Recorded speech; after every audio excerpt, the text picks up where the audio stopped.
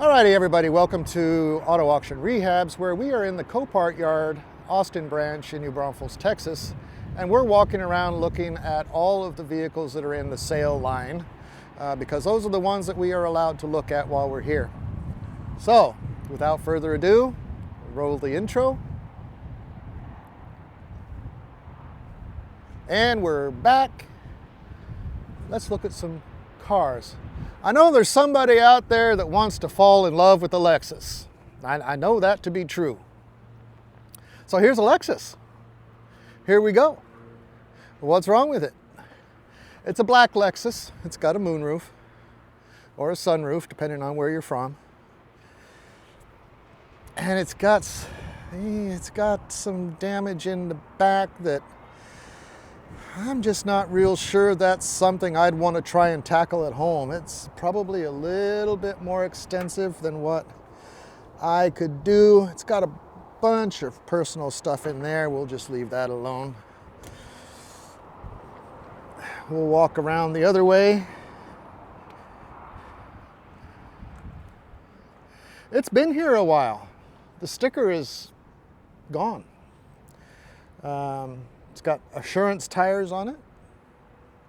They all look to be with good tread remaining. Door opens nicely. I just think that there's a bit more damage on this thing than I would be able to do. But let's see. Let's see what it's like on the inside. If I can get in here without breaking my neck. Oh, well. See now. What happened here, fellas? What happened here? I'm going to say that somebody took it. I think. It's a possibility that somebody took it. And then they took the stuff that they needed. And or it got hit, it got taken home. They took out their very expensive stuff that they had already replaced in it. And yeah, well, there you go. So this is a Lexus. This is what a Lexus looks like on the inside. Never been inside a Lexus before. I would hope that it's much nicer once you put all of this stuff back. So basically, it's been ripped out. Yeah, there's all kinds of stuff missing. No point in going on with this one. And that's why it's been here a long time, because it's going to take a lot more to fix it than what most people are going to be willing to put into it. If you buy it for the engine, then there you go. And we got some foamy fuzzies over there, so maybe the mices have been in it. I don't know. It's very possible that mices have been in it. 59,000 miles only. And is it going to tell us what the loss type is? Well, it would have, but it's gone. It says loss type, and then the rest of it's gone. So you can take a guess. Let's take a look at this Mini. Mini looks good. It's got a nice color. Sort of that battleship gray. Oh, windshield's cracked. A nice little car. Looks to be in pretty good shape. Let's see, is my lens as dirty as the back of the camera? Yeah, we'll check that in a minute. No key. Well, that will make it hard to start for most of us. There's some out there that could manage. You probably get a key made from the VIN once you have the bill of sale and everything. Go to the dealer and get a key made. They're interesting little cars. They've got a lot of neat little appointments in them. I think they're a BMW offshoot, right? Made by BMW. Nice looking car on the inside. Seats a little worn. It's an automatic, looks like. Yeah, it's got sport mode and everything. Interesting little car, little get around to here and there, A to B car. Not a bad deal. The body itself is in great shape. We're in a little bit of mud here. I don't know, did we see this last time we were out here? We may have. I sort of remember this Mustang. But all right, let's move on. No key, no love. This one is a pedal car. You guys know what pedal cars is. If you've been watching my videos, you know what a pedal car is. 195,000 miles on this unit. See, now I sound like a used car salesman, don't I? It's a Honda CR-V with 195,000 miles. Looks like maybe a lady had it based on the butterfly on the back. Hopefully she took good care of it. The interior is quite nice. Fabric on the, oh, it smells good too. Lots of perfume. Yeah, and a smoker's car. But you get hit with the perfume first. Anyhow, it's in pretty decent shape. Seats are in good shape. 195,000 miles. So what's happened here is somebody's had this car and they say, okay, I've used it as much as I'm going to use it. And so now what we're going to do is we're going to donate it or sell it cheap. I'm not absolutely sure how Pedal works, but I know if you call Pedal and say, come take my car, they'll come get it. They will send it here to the auction, sell your car for you, and I believe what they do is donate the funds, at least part of them, to charity. You have to donate at least where I lived before, when they did charitable stuff like that, at least 5% of the proceeds had to go to charity. So maybe that's what they do. Maybe that's how they make their money. 5% of the proceeds goes to charity after all expenses, which won't be much. But there you go, pedal car. I bought a pedal car. It was in rough shape, needed a little fixing up. If you look back, the Element that I bought was a pedal car. I didn't even know it. I bought it sight unseen. Needed a radiator, needed to tune up, had never been taken care of, 120,000 miles. And well, I put it back together and sold it. Did not make a penny off that.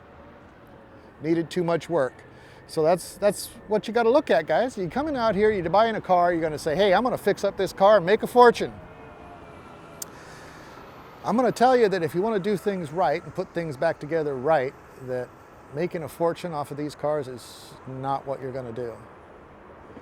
If you've got cheap labor and you're not doing it yourself and you can get people to put your stuff together for you and you have access to a lot of parts from a lot of different yards, then maybe you can make a few bucks. But you're not making a fortune off these cars. You're not buying an $1,800 car, taking it home, putting $1,000 into it, because with all the fees, the taxes, the registration, the title transfer, and all that stuff, you're looking at $5,000 by the time you're done, and that's what you can sell it for, maybe. Just so you know, that's my experience.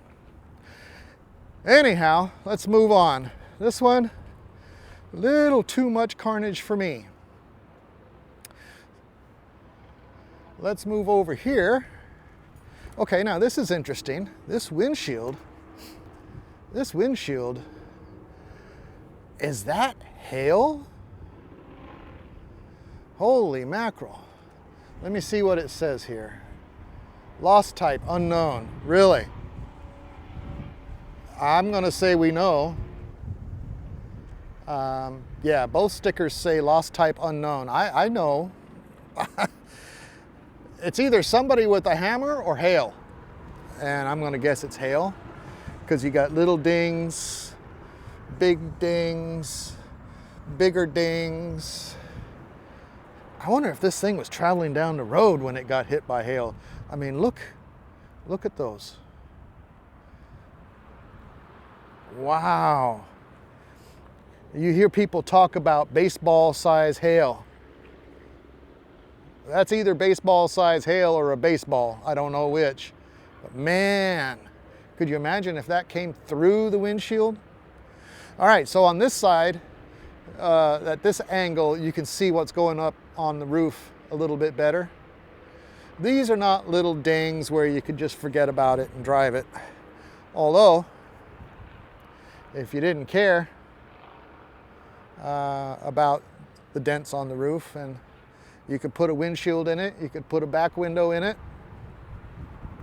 and there you go. Let's look inside. Let's see if we can see how many miles.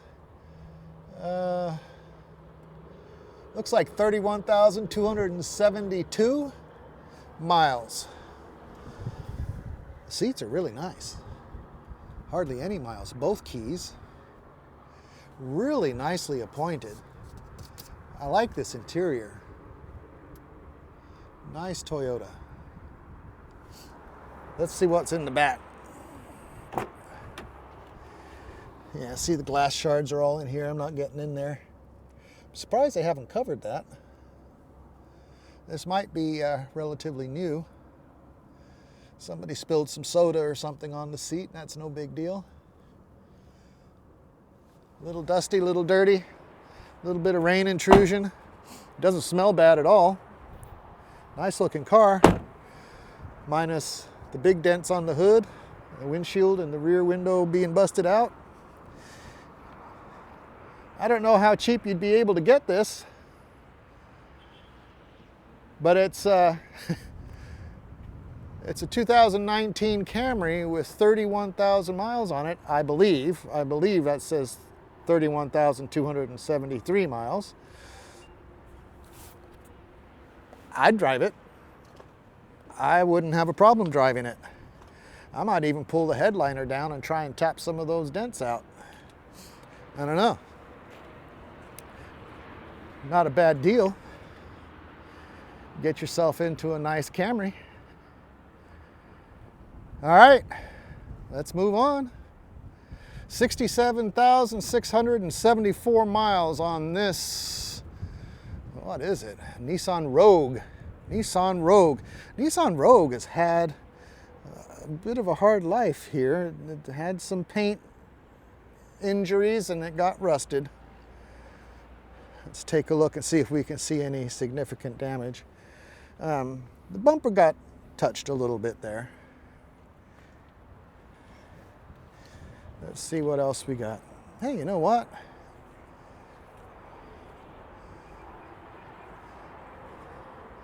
The hood has seen some injuries. There's a little bit of separation here, which can probably be put back together. It's not broken. The headlight's not broken. The fender's not bent that I can see. You might be able to put that back together fairly easily. I'd get a new hood. And this fender looks like maybe it went through a barbed wire fence or something, but a long time ago. Bolt a new fender on. Takes care of the whole thing. Well, you got a little rust and a little creasing down here too. Let's see what it looks like inside. What did I say? 67,674 miles. That's not a lot, fellas. That's not a lot at all. Let's see what we got inside. Get in out of the wind. Hopefully that's a bit better for the audio situation. It's got a nice center stack here. It's nice and shiny black. Everything's blacked out, and when you turn it on, I'm sure it illuminates and just pops right out at you. That's really cool. The seat is way up, I think. Although I've got room between my head and the headliner, I feel like I'm sitting way, way up. Let's see. That's a little bit better with the steering wheel all the way in the up position. But the interior on this looks pretty nice. It looks pretty nice. A little dusty, a little dirty. Everything out here is going to be. Okay, we got some license plates there. We don't want to mess with that. Put that back where it was. And then what we have back here, guys, I'll give you the tour of the back of the car.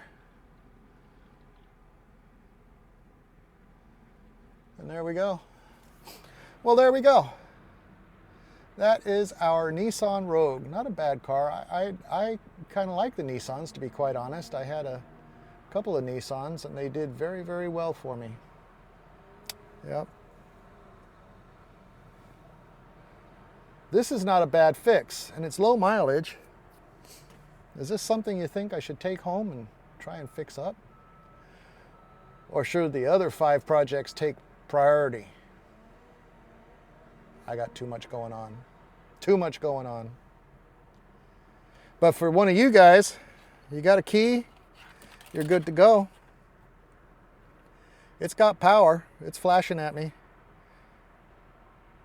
It's got sport mode, eco mode, traction control, backup warning, AM, FM, XM, CD player. No CD player. You can plug in your iPod somewhere. Oh yeah, down below there. One of my cars has the option of plugging in a USB, but I don't find any USB port to plug it in. I'm going to have to take a look at that. Any of you guys have a Caprice and you know where that USB plug-in is, let me know. I haven't really looked in depth, but just looking at the dash, I don't see it. Anyway, let's end this video here. Thank you guys for watching. I really appreciate you. We are here at Copart in New Braunfels, Texas, the Austin location, looking around at all the cars in the sale lane, because we're not supposed to be walking around looking at the other stuff that's not ready for sale yet. So there we are. Thank you guys very much. I appreciate you. We'll see you real soon on the next one.